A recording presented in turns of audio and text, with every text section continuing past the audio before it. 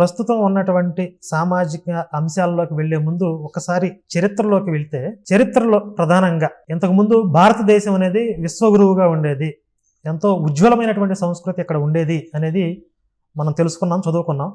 అయితే అంత ఉజ్వలమైనటువంటి సంస్కృతిని ఈ బ్రిటిషర్స్, ప్రధానంగా ఈ బ్రిటిష్ పాలకులు వచ్చిన తర్వాతే ధ్వంసమైందా, లేదా ఈ మొఘల్ పాలకులు వచ్చిన తర్వాత ధ్వంసమైందా?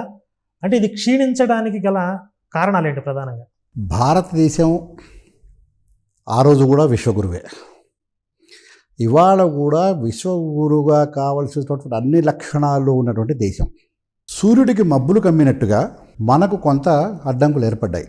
మొఘలాయుల కాలంలో కంటే కూడా మొఘలాయుల కాలంలో నా లెక్కలో హిందూ ధర్మం మీద, హిందూ సమాజం మీద భౌతిక దాడులు విపరీతంగా జరిగి మన దేవాలయాలు ఆస్తులు కొల్లగొట్టడం, దేవాలయాలు పడగొట్టడం, వాటి స్థానంలో వాళ్ళ యొక్క రాజకీయ ఆధిపత్యాన్ని, సామాజిక ఆధిపత్యాన్ని నిరూపించుకోవటం కోసం దేవాలయాలు పడగొట్టి అక్కడ మసీదులు నిర్మాణం చేయటం ఇంతవరకు ఆగిన, సాంస్కృతికంగా ఆధ్యాత్మికంగా మన విలువలు దాచిపెట్టడానికి, పక్కదారి పట్టించడానికి ప్రధానంగా బ్రిటిష్ కాలంలోనే ప్రారంభమైందని నా వ్యక్తిగత అభిప్రాయం. అందరూ అనుకున్నట్టుగా దీన్ని నేను బ్రిటిష్ కాలం అని చూడడం కంటే, క్రైస్తవం భారతదేశంలో అడుగుపెట్టినప్పటి నుంచే భారతదేశంలో ఈ రకమైనటువంటి మన పైన పరోక్షంగా దాడులు జరుగుతున్నాయి.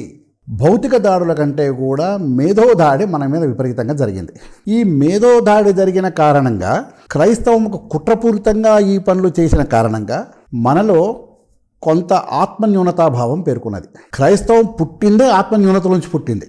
మన ధర్మం అహం బ్రహ్మాస్మి.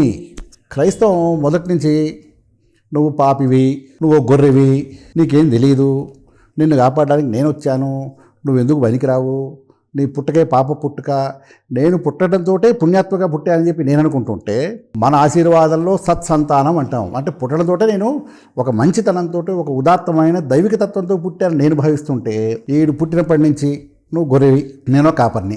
ఈ రకంగా వాళ్ళకున్నటువంటి ఆత్మన్యూనతాభావాన్ని మన పైన నెట్టి, మనని అందులో నెట్టి, వాడు ఒక సుపీరియారిటీ కాంప్లెక్స్లోకి వెళ్ళి నేను నీకంటే ఉన్నతుణ్ణి, నువ్వు గొర్రెవి నేను కాపర్ని కాబట్టి నేను నీకంటే ఉన్నతుణ్ణి, నేను చెప్పించేయంటూ ఈ రకంగా బ్రిటిష్ కాలముని రాజకీయ నాయకులు, చరిత్రకారులు చెబుతున్నప్పటికీ, నేను మటుకు దీన్ని భారతదేశంలో క్రైస్తవం అడుగుపెట్టిన నాటి నుంచే మన యొక్క సాంస్కృతిక విలువల్ని ఉద్దేశపూర్వకంగా వాళ్ళు తొక్కిపెడుతూ, పక్కదారి పట్టిస్తూ, మన పైన మనకే వెగటు, జుగుప్స కలిగించేలా మనతోటి అనిపించి, ఆ రకమైనటువంటి ప్రయత్నాల ద్వారా ఇవాళ మనకున్నటువంటి మహోన్నతమైనటువంటి విలువల్ని దాచిపెట్టే ప్రయత్నం చేశారు. అయితే ఇందాక మొట్టమొదటి ఒక వాక్యం చెప్పినట్టుగా, సూర్యుని ఎల్లకాలం దాచలేము, మబ్బులు గమ్ముకుంటున్నాయి. ఇవాళ నెమ్మది నెమ్మదిగా మబ్బులు విడిపోతున్నాయి. భారతదేశము తిరిగి విశ్వగురువుగా, భారతదేశము అంటే హిందుత్వము, హైందవము, భారతీయత, భారతీయ ఆధ్యాత్మిక విలువలు, మూలాలు, ఇవి మళ్ళా ప్రపంచాన్ని మార్గదర్శనం చేయడానికి కోసం సిద్ధంగా ఉన్నాయి. భారతదేశపు ఆధ్యాత్మిక సంపద అండి, భారతదేశపు విలువైన వారసత్వం అనుకోండి యోగా. ఇవాళ మన ఒక్కళ్ళవే కాదు, ప్రపంచంలో ఉన్నటువంటి సమస్తమైనటువంటి దేశాలు కూడా ఇవాళ యోగా పండగ చేసుకున్నాయి. ఇవాళ ఒక కాన్సెప్ట్లో యునైటెడ్ నేషన్స్ వాళ్ళు ఏం చేశారంటే, సూర్యుడు ఉదయిస్తున్నటువంటి మొట్టమొదటి కిరణం ఎక్కడైతే పడుతుందో ఆయా దేశాల్లో ఆ క్షణం నుంచి యోగా చేయటం, ప్రాణాయామం చేయటం అని చెప్పి 30 నిమిషాలు 40 నిమిషాలు కార్యక్రమం యావత్ ప్రపంచం చేసింది వాళ్ళ. సో ఎల్లకాలము మన ఆధ్యాత్మికలు ఇప్పుడు యోగాలోంచి ప్రాణాయామంలోంచి ఇంకో విశ్వాంతరాలలోకి వెళ్ళేటటువంటి ప్రయాణము, ప్రపంచ శాంతి, మొత్తం ప్రపంచం, ఈ గ్లోబు విశ్వం అంతా కూడా బాగుండాలనేటువంటి ఒక అద్భుతమైనటువంటి కల్పన. ఇది ఎక్కడిది? ఇది హిందుత్వంలోది. దానికి వాళ్ళ ఈ యోగా ఇదొక చిన్నపాటి నిదర్శనం. అందుకనే నేను చెప్పేదంటే, ఎప్పుడైతే క్రైస్తవం పుట్టిందో ఆ రోజు నుంచే మన పైన దాడి జరిగింది. ఈ క్రైస్తవముకున్న లక్షణమే ఇది. క్రైస్తవ సాహిత్యాన్ని మీరు ఏమైనా అధ్యయనం చేశారా? బైబిల్ని? క్రైస్తవ సాహిత్యాన్ని నేను బైబిల్ని అధ్యయనం చేయలేదు.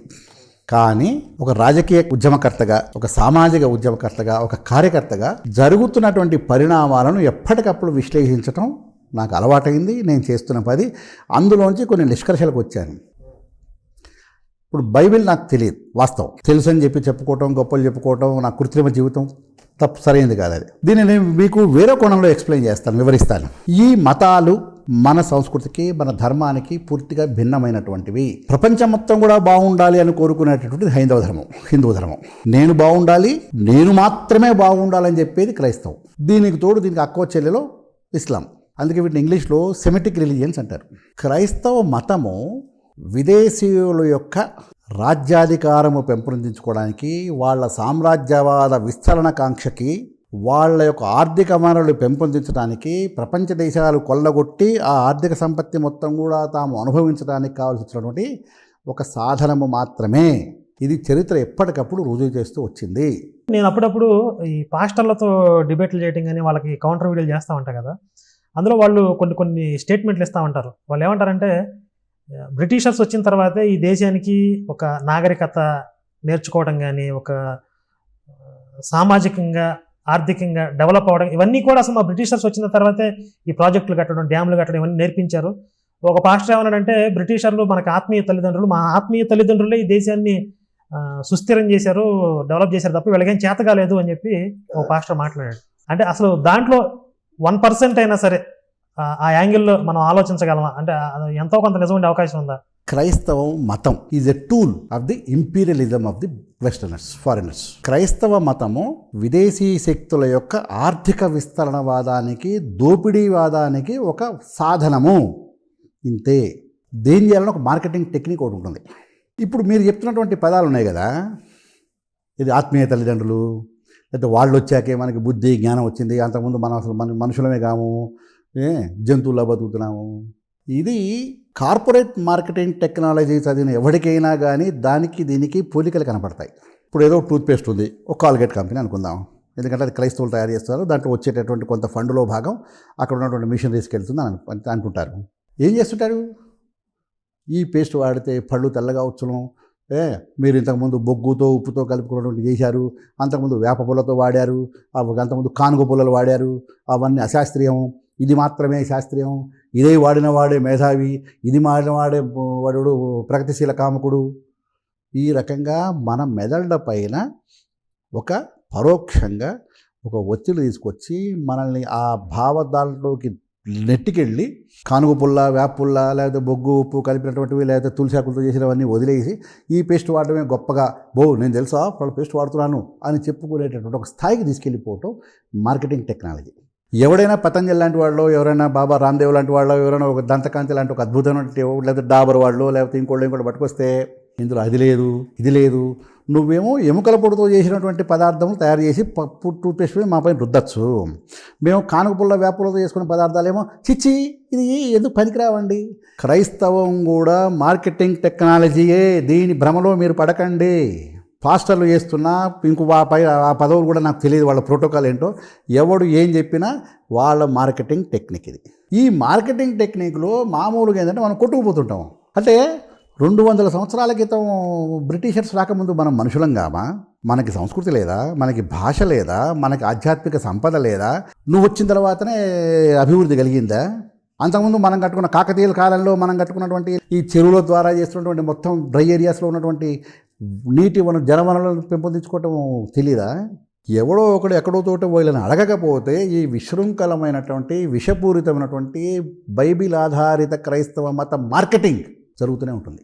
ప్రధానంగా పాస్టర్లు ఏమంటారంటే మత మార్పిడి చేయటం అనేది జనాలను ఉద్ధరించడానికే మేము చేస్తున్నాము, వాళ్ళు మత మార్పిడి అనరు, యేసు మార్గంలోకి తీసుకుపోవడం అంటారు. అండ్ నిజంగా ఒక భారతదేశం మొత్తాన్ని వాళ్ళు మార్చేసేటటువంటి ఒక ఉద్యమంలో భాగస్వాములు ఉన్నారు. కానీ అలా మార్చడం వల్ల మీకు వచ్చే నష్టం ఏంటి అని అడుగుతున్నారు వాళ్ళు. ఏం నష్టం కదా? మొత్తం క్రైస్తవీకరణ అయిపోతే క్రైస్తవీకరణ చేసేస్తావు కదా. మౌలికమైనటువంటి ఈ క్రైస్తవము, ఇస్లాము వీటి వెనకాల ఉన్నటువంటి మూల సూత్రాన్ని మీరు మర్చిపోతే మనం ఈ సమాజానికి ఏం చేయలేం. క్రైస్తవం ఎక్కడ పుట్టింది? ఇక్కడ జెరూసలం అనుకుందాం. ఏం చెప్పాడు యేసు? ఇది కేవలం నేను ఎక్కడ చదివా, ఇది కేవలం జ్యూస్ వరకే పరిమితం, దీని ప్రపంచానికి దీని అవసరం లేదు, నేను వీళ్ళని ఉద్ధరించుకుంటే బాగుండు అన్నావు. ఏం చేసావు? నువ్వు చెప్పిన జీసస్, నువ్వు చెప్పిన క్రైస్తవం ఏమి చేసింది? జ్యూస్ని ఎట్లా చంపేసింది? అరే మా వల్ల ఇవో ప్రపంచ మానవాళికి ఈ మేలు జరిగింది అని ఒక ఐదు ఉదాహరణలు చూపించండి. వ్యభిచారం చేయకూడదు, అబద్ధం ఆడకూడదు, దొంగతనం చేయకూడదు. చెప్పావా లేదా? నీ మతం నీ చెప్పేది ఇవే కదా.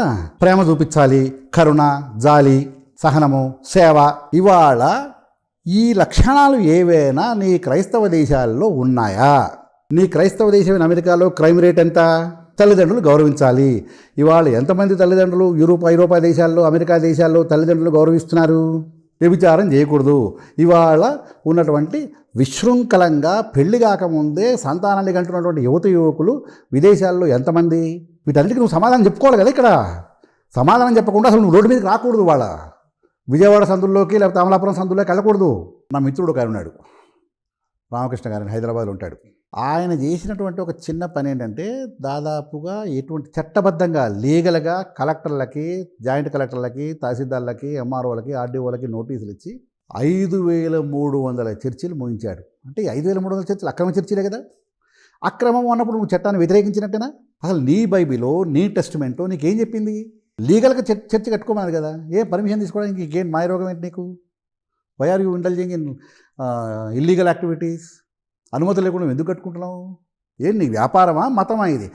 అందుకే చెప్పా, ఈ భూమి మీద హిందుత్వం తప్ప ఇంకెవ్వరూ కూడా విశ్వమానవ కళ్యాణం కోసం ఆలోచించరు. అందుకే మనం హిందువులకు కానీ హిందుత్వాన్ని పెంచడం కోసం పనిచేయాలి. వ్యాపారం చేసుకో, సంపాదించుకో, తిను.